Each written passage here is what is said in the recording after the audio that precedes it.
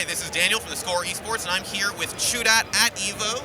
Hi, ChuDat. I always want to ask you, just to start off, how are you feeling in the tournament? You just finished your first round of pools. How do you feel about where you're at right now? How do you feel for the rest of the weekend?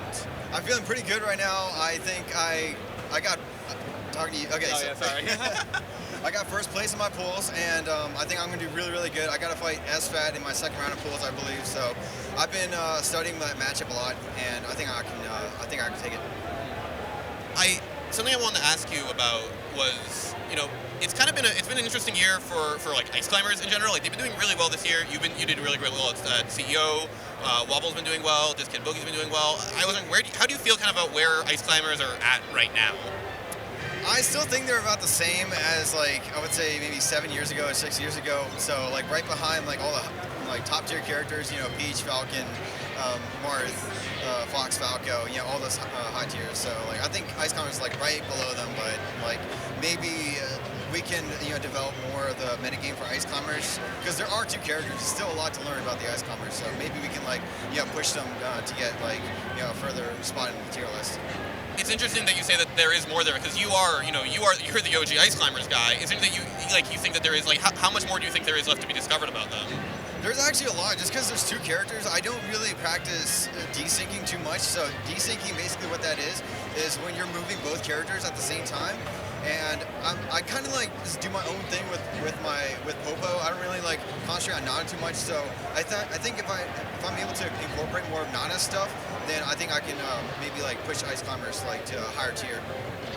It's interesting. Something else I want to ask you: It's about EVO, right? So what is your, I guess, preparation like for EVO? Is it different from your standard tournament practice, or is it just, is there a special regimen for, a tournament this size? So at the last EVO, what I try to do is I try to implement something called shield dropping. I never really tried to practice it before, but I ended up practicing it right before EVO, and I guess I got top 8 because of that. So this time I got a couple secrets that I've been practicing. I guess I can put it out there. So I was streaming the other day, and somebody came into my stream, and his name is Intern. He taught me how to desync this with some special way, and I thought it was the coolest thing ever. He just showed me a video. I was like, I have to try this. I practiced it. And I practiced it for 2 days or something like that. And let's see if the Intern will actually help me win this tournament.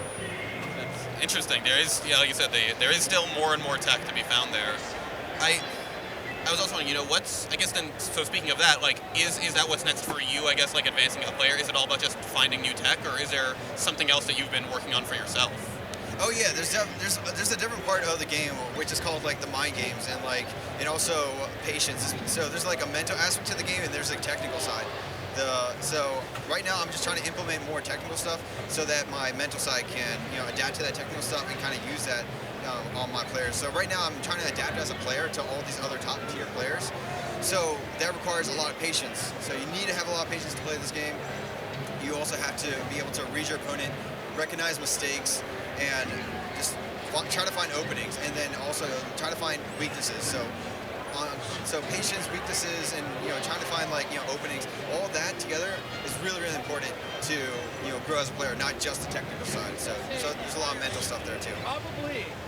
For yourself, I know I've been talking to a lot of Melee players about the Melee game, because it's almost like it's half the game is your mental state while you're playing.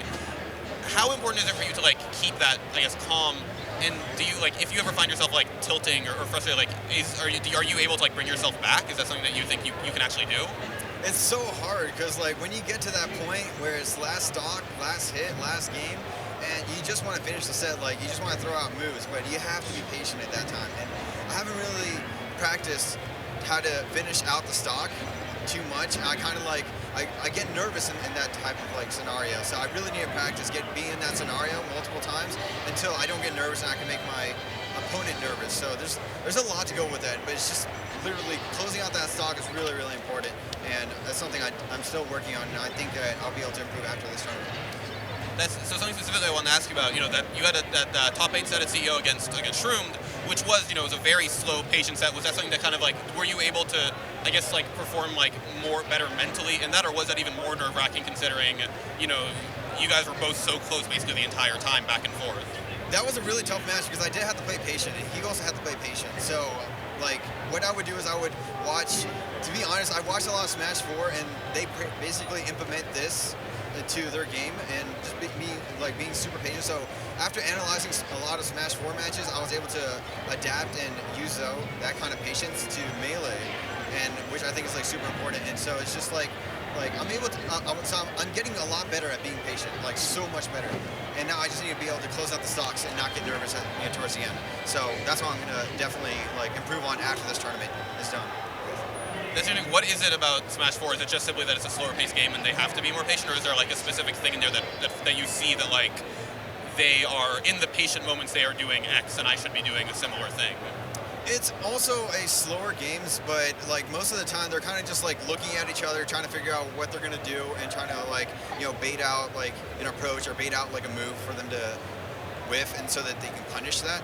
So I kind of like notice that. So I think it's just like the whole like, and that's called neutral. So in Smash 4 there's a lot of neutral, and so I'm able to see every single situation that becomes into neutral, and I guess like I'm able to like apply that to Melee, and basically present more neutral situations in Melee than there usually is. Just because like when I'm playing against a player, they're going to be camping the platform, so that's plenty of time to find those neutral situations, and you have to find like that one opening, or you have to bait something out in those type of situations. So it's really tough.